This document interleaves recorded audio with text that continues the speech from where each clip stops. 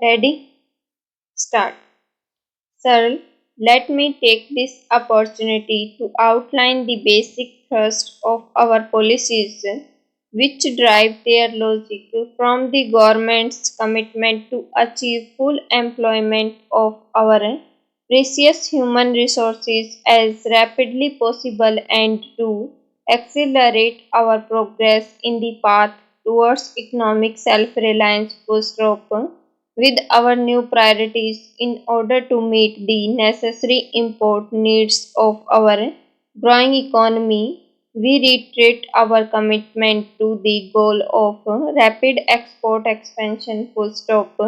As honorable members are aware, for the current year, our export target is placed at rupees 5,700 crores, amounting to a growth rate of our export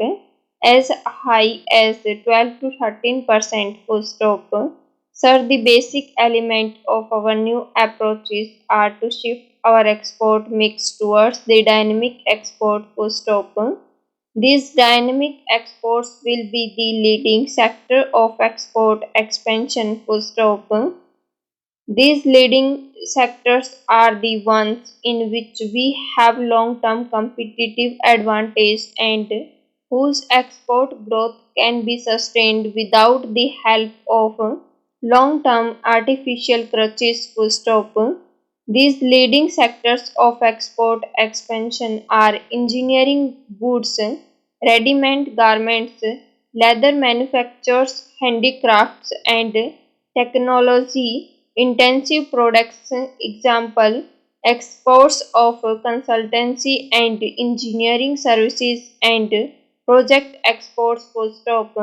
The second element of our new export strategy for our traditional exports is to increase their productivity and to diversify the commodity mix so that we maximize domestic value added in these traditional exports For instance, we are shifting away from our exports of raw hides and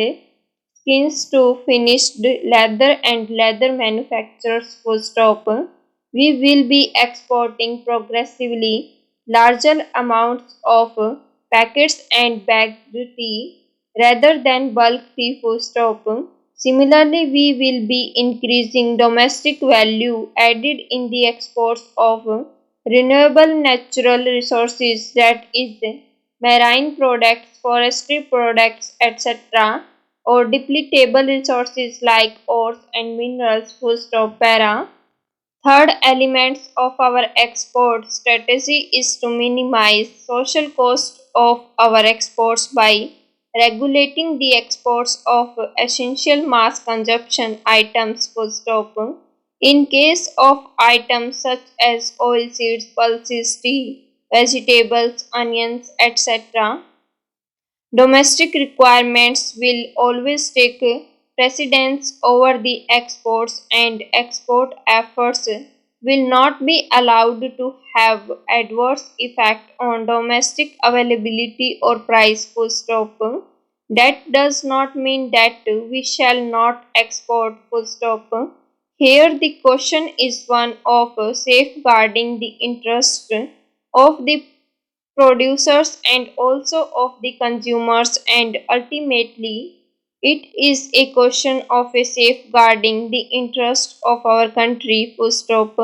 However, I must underline that in many items we may have to restrain domestic consumption to fill our export commitments